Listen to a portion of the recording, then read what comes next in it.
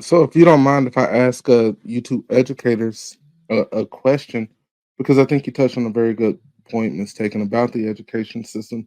And I think a lot of it is rooted in the subpar education system, especially in black concentrated areas. You know where what's the word I'm looking for? Where where it's the most dense. The question I have is, in those instances, why are we not running for school board and state seats so that we can actually control that piece of it?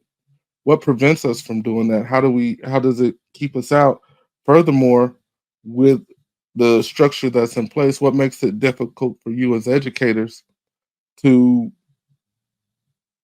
to to to balance the education standard with,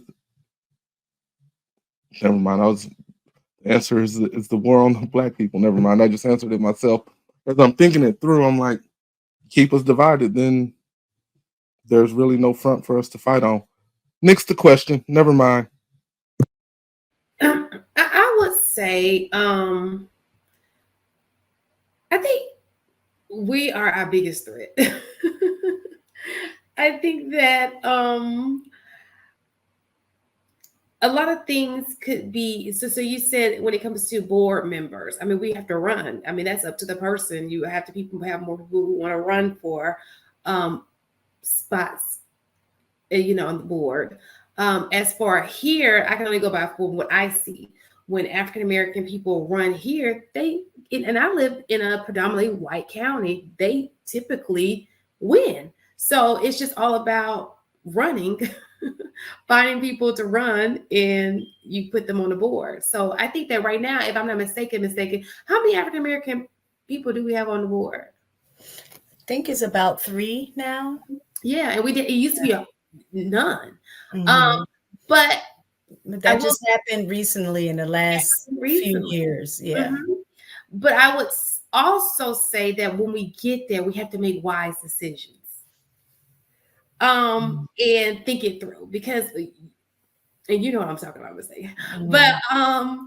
I think that sometimes it is, I'm trying to say something without saying something, but I just think that when you get there, you can't screw it up. You have to make wise decisions. It has to be the right people Mhm. to fill the position, not just because you're black. You know, it just has to be the right people. And it doesn't even have to be a black person. It could be somebody who would people, a person who has black kids, our interests at heart. But it just has to be the right person. Let me just say that. Mhm. Yeah. But that was one of the things that you were saying, AP, is like, why aren't we on boards? One, like Shan said, we have to run, but then two, the other thing is that there's not enough of us involved in the system itself. So even if we're not on the board per se, you still have power if you just show up, right? If you're showing up to board meetings, if you're voicing, issues that are going on that to represent what's going on in the particular schools that you go to, if you're showing up at the schools that your kids are going to, so you'll know, firsthand what is needed in your school system, so you know what you're fighting for. But a lot of the work, I have to be honest, is on us. We can't blame necessarily the school system itself when we're not trying to be active participants in it.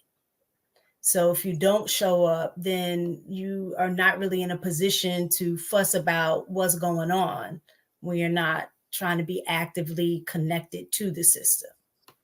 And I think, and to add on to that, and I don't want to get too far into this, but we got to do a better job at home before the kid even gets into the school system. Like, a lot of that foundation comes from home. Um, and without the home, a lot of it comes from home. And we're going to talk about that. And then I don't want to get into it too much because we're going to talk about that next with a clip. But a lot of stuff starts at home.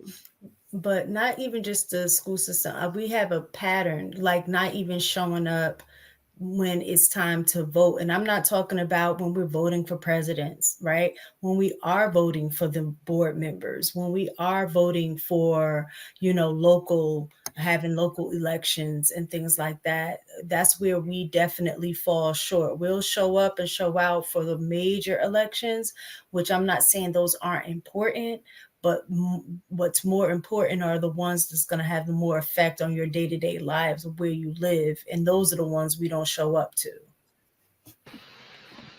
So I know I'm not an educator, but I did want to add this. I think the ladies did a wonderful job of answering your question.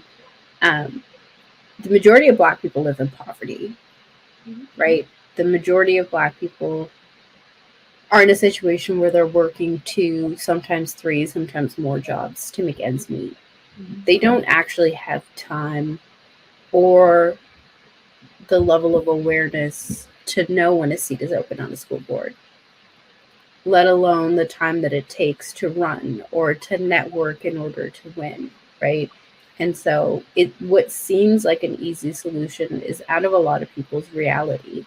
You have to have the luxury of time to build those connections, to build that network, to understand what's going on. And unfortunately, because of a variety of systems that we discussed earlier, they just don't have the time to be able to do it. And then it's by the greater society, and sometimes even internally, very easily labeled as dismissive or lazy.